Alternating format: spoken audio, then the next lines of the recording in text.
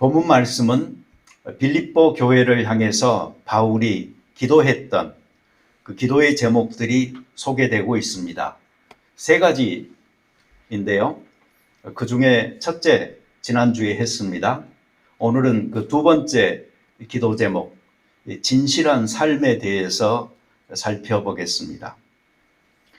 사실 생각해 보십시오. 바울 같은 위대한 사도가 빌립보 교회를 위해서뿐만 아니고 우리들을 위해서도 기도한다 생각해 보세요. 그러면 그 기도의 내용이 무엇일까? 당연히 궁금하지 않겠습니까? 근데 그 첫 번째가 사랑이었고 이 두 번째 기도가 진실입니다. 사랑과 진실. 드라마 제목 같죠? 정말로 소중한 가치입니다. 어쩌면 우리 인생을 세우는 이 두 가지 기둥이다 이렇게 말할 수 있겠습니다. 하지만 그 둘 가운데서도 저는 이 진실이 사랑보다 먼저 온다라고 생각합니다. 사랑도 진실하지 않다면 아무런 소용이 없기 때문입니다. 이 진실이라는 것은 이 마음에 거짓 없는 순수함, 올바름 이런 것들을 의미하는 말이고요. 비슷한 말로는 진리, 또 정직 이런 말들이 있겠습니다. 여러분 정직하세요? 답하려고 하면은 조금 거리낌이 있으시죠? 우리는 사실은 정직하기 원하지만 때로 정직하지 못할 때가 많이 있거든요. 이 코스메딘 그 산타 마리아 성당 거기에 가면은 그 로마의 휴일이라는 영화에 나와서 유명해졌다는 진실의 입이 있다고 합니다.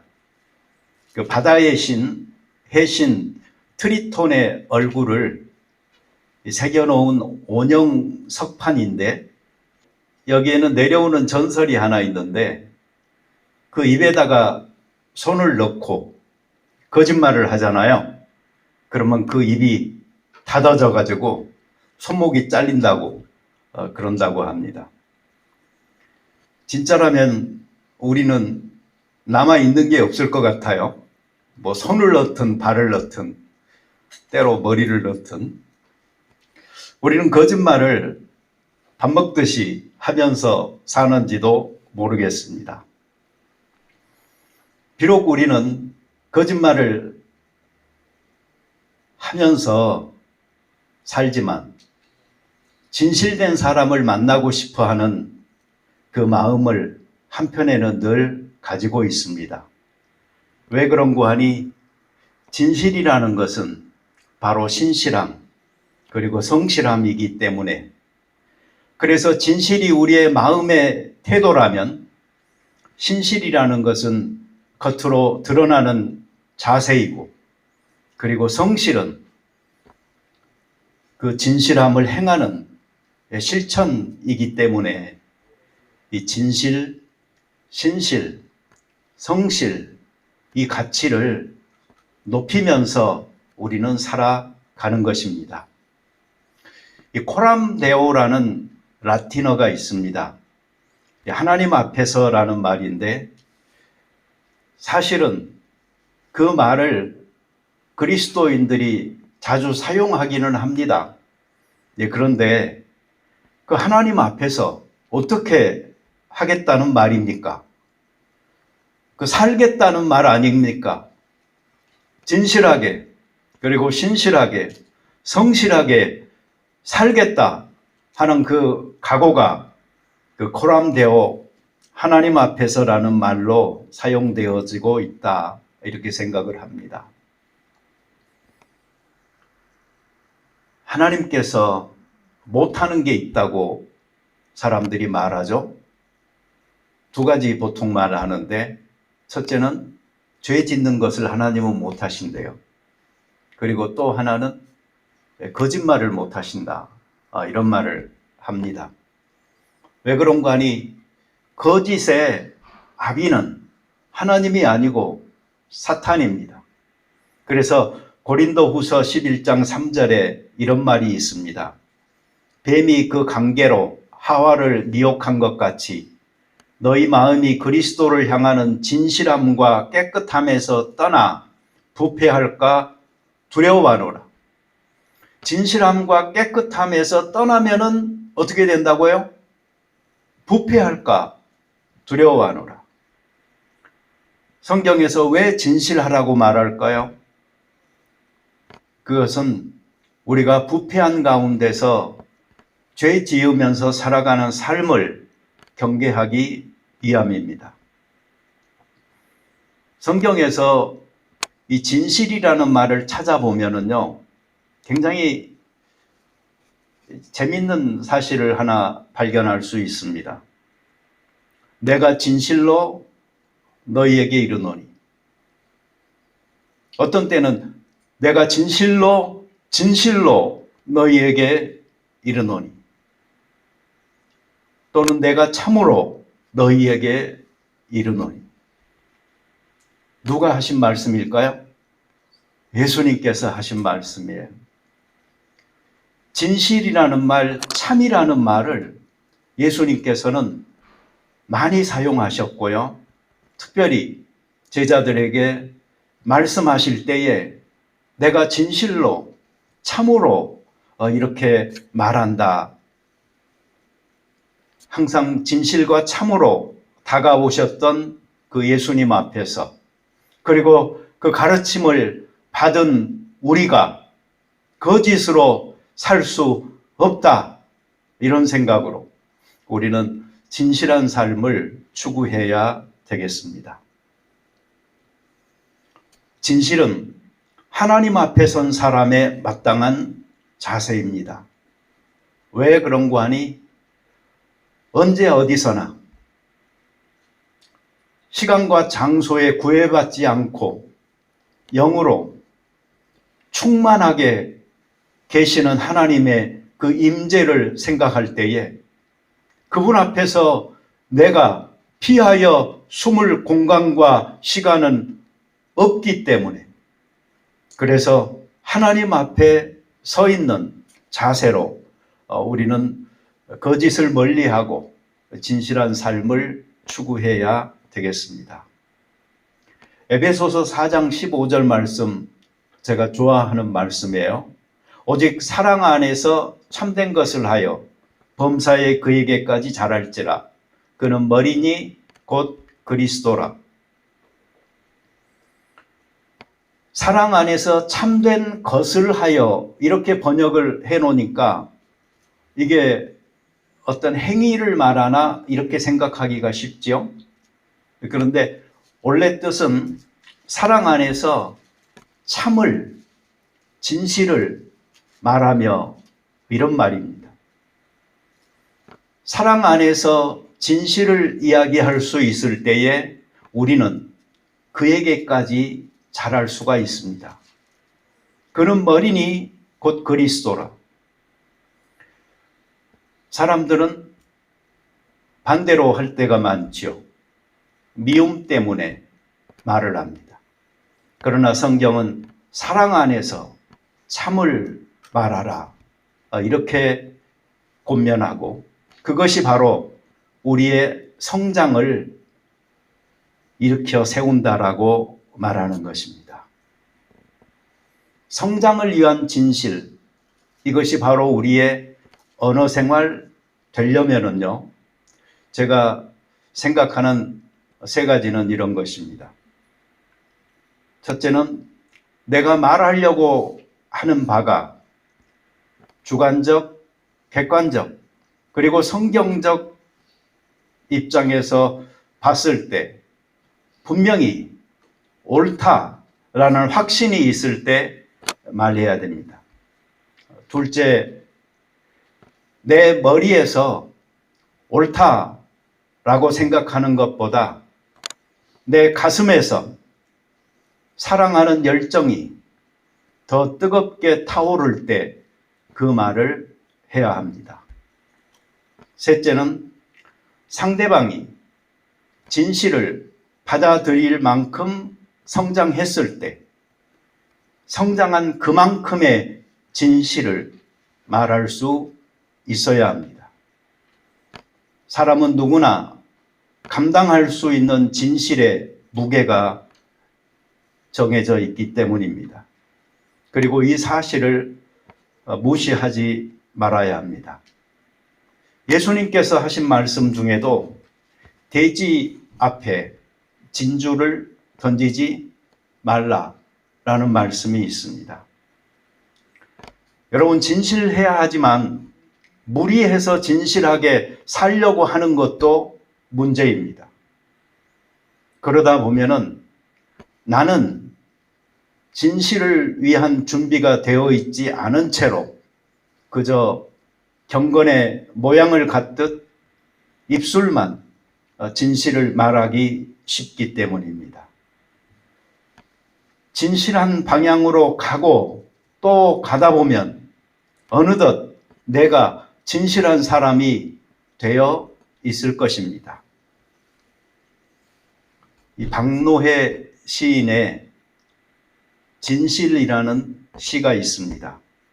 그 시가 이 사실을 잘 보여주고 있다라고 생각합니다. 큰 사람이 되고자 까치발 서지 않았지. 키 큰 나무숲을 걷다 보니 내 키가 커졌지. 행복을 찾아서 길을 걷지 않았지. 옳은 길을 걷다 보니 행복이 깃들었지. 사랑을 구하려고 두리번거리지 않았지. 사랑으로 살다 보니 사랑이 찾아왔지.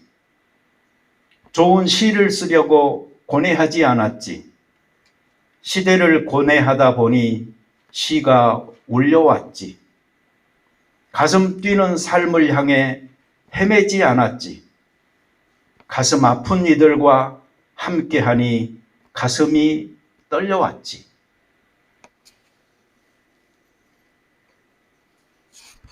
둘째로 드리고 싶은 말씀은 바울은 진실한 그들이 허물없이 살기를 위해서 기도했습니다.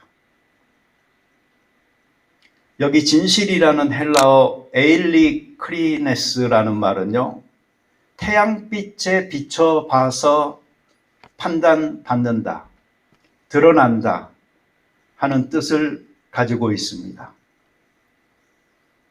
성경에서 빛으로 나오라는 이 초청은 상대적으로 좀 더 밝은 빛에 비춰보시오라는 것이 아니고 절대적인 밝음 앞에 서시오라는 말입니다.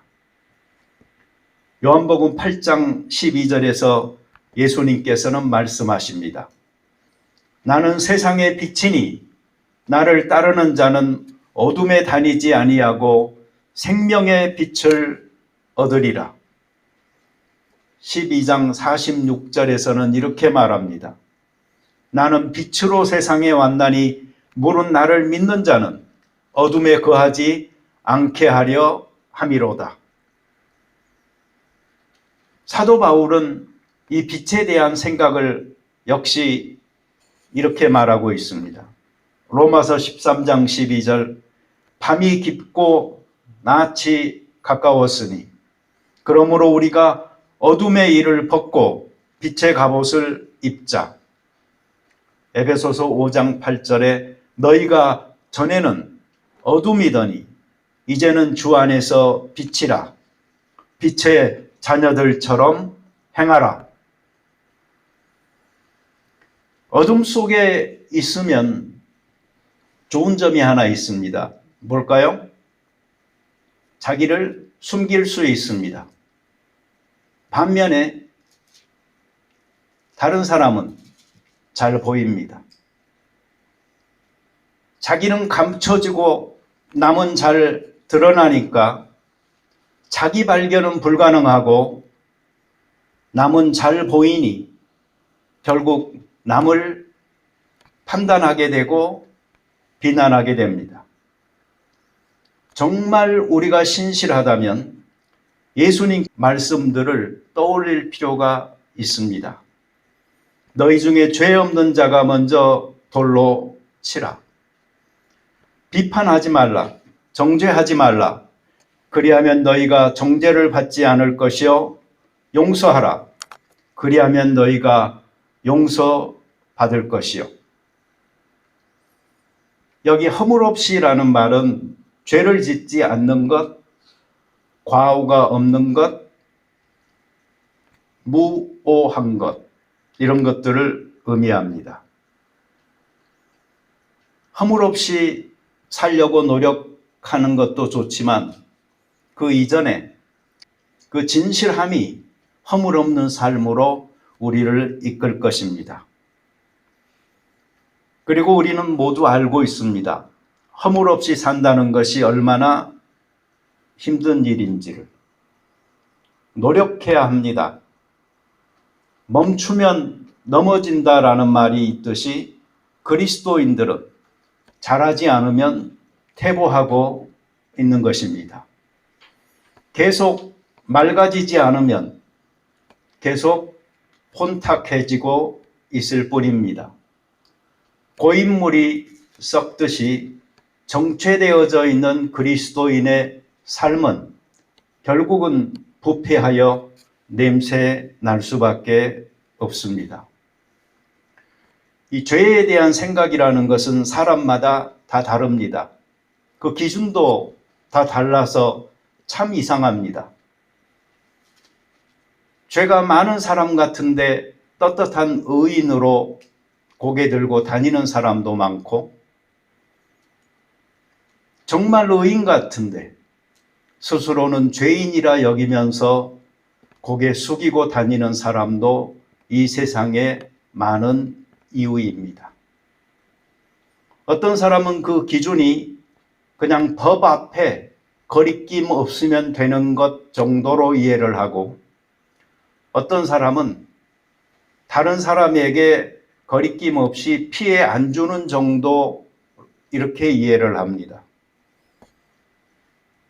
어떤 사람은 나 자신에게 거리낌 없는 것, 이 정도로 이해를 하고, 또 어떤 사람은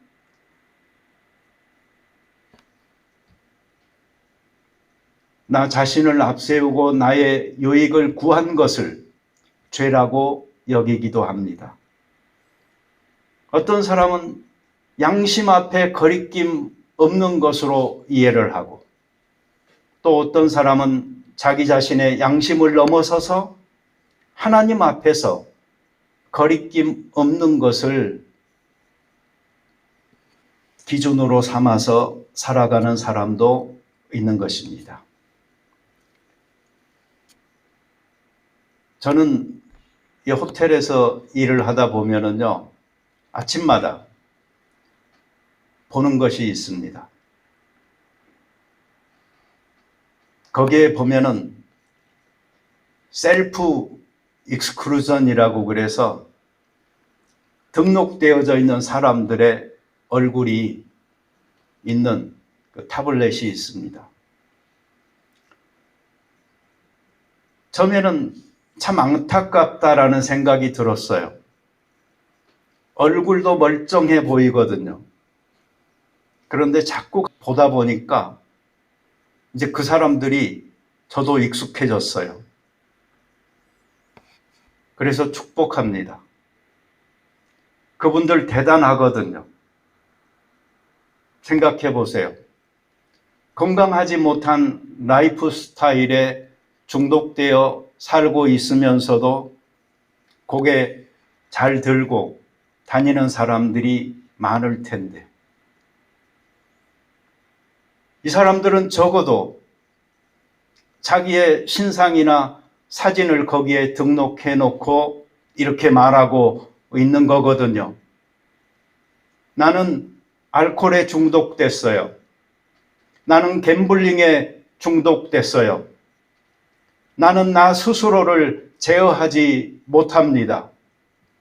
제가 여기에 오는 것을 누구든 제발 막아주세요. 이게 내 얼굴이고 이게 내 이름입니다.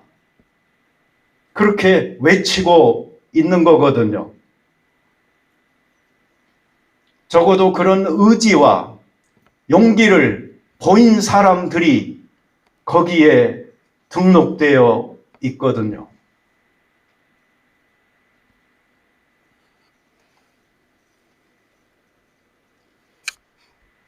가오나 죄 없이 무오한 삶을 산다는 것이 실수나 실패가 없는 완벽한 삶을 의미하지는 않습니다.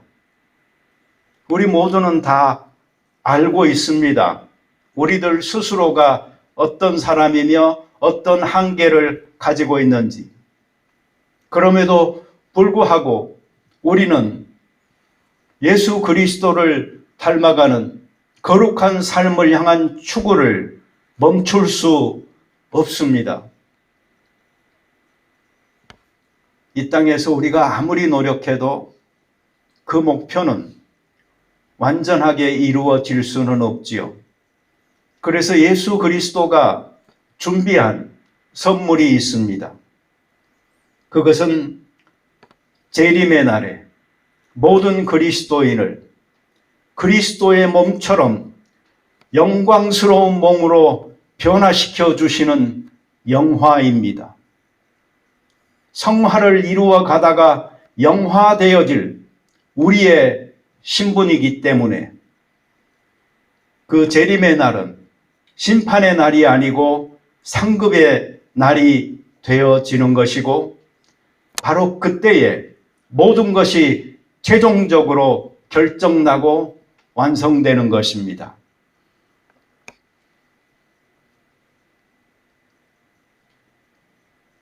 찬송 중에 I surrender라는 찬송이 있잖아요. Absolute surrender, 이게 그리스도인들에게 필요한 것입니다. 예수님을 왕이요 주로 여기는 사람들, 그래서 내 삶의 주재권이 당신에게 있습니다라고, 나 항복합니다라고 완전히 엎드릴 수 있는 그 상태, 이것이 바로 하나님을 참으로 만난 사람들, 그리고 그 하나님을 만난 상태에서 자기를 발견한 사람들에게 이루어지는 놀라운 축복이요 은혜입니다. 그런데 우리는 이 마지막 날에 되어질 일을 현재 이 생의 삶을 살면서 좀 더 일찍 당겨서 경험하고 그 삶을 살아가는 사람들을 가끔 보게 됩니다. 재림이 멀었다고요? 전 지구적, 전 우주적 종말은 언제 닥칠지 우리는 모릅니다. 그러나 너무나 확실한 것 하나가 있는데 우리는 개인적 종말을 머지않아 맞이할 것이라는 사실입니다. 어떤 것이 먼저 올지는 그 누구도 알 수 없지만 이 피할 수 없는 개인적 종말과 전 우주적 종말의 시간을 생각해 보면서 내가 그 천지 만물의 왕이요 주재자이신 하나님께 완전히 항복한 사람으로 살고 있느냐 하는 문제를 돌아보는 것은 그리스도인들에게 참으로 필요하다라고 생각합니다. 바울은 빌립보 교회를 위해서 기도했습니다. 그들에게 사랑이 점점 더 지식과 총명으로 풍성해지기를. 그리고 여기 두 번째 기도는 그리스도의 날까지 그들이 진실하고 허물 없는 삶을 살기를 위해서 기도했습니다. 우리의 기도의 제목과는 많이 다르죠? 우리는 이 사도의 기도의 소리를, 우리를 위한 기도의 소리를 들을 수 있어야 되겠습니다. 어떤 책에서는 이렇게 말을 했더라고요. A pastor's prayer point.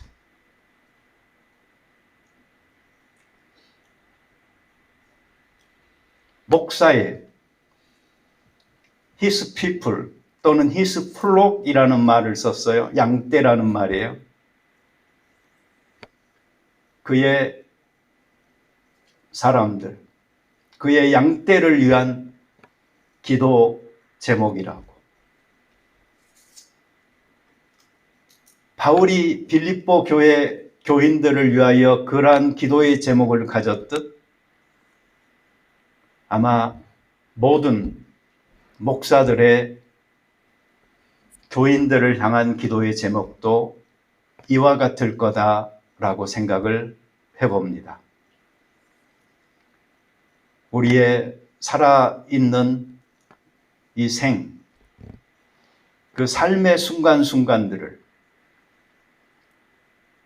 진실하게 그리고 허물 없이 그리스도의 날까지 잘 살아낼 수 있도록 서로를 위해서 기도하고 격려하면서 이 믿음의 길을 잘 걸어가는 우리가 되도록 하십시다. 같이 기도 드리겠습니다. 주님 감사합니다. 빌립보 교회를 위해서 기도한 이 바울의 기도가 바로 우리들을 위한 기도라고 믿습니다. 그리스도의 날까지 우리가 진실하기를, 허물 없이 이루기를, 그래야 순결하고 정직한 삶을 살기를, 이것이 우리 서로를 위한 기도의 제목이 되게 하시고 또 서로를 축복하는 내용이 되게 하여 주옵소서. 예수님의 이름으로 기도드립니다. 아멘.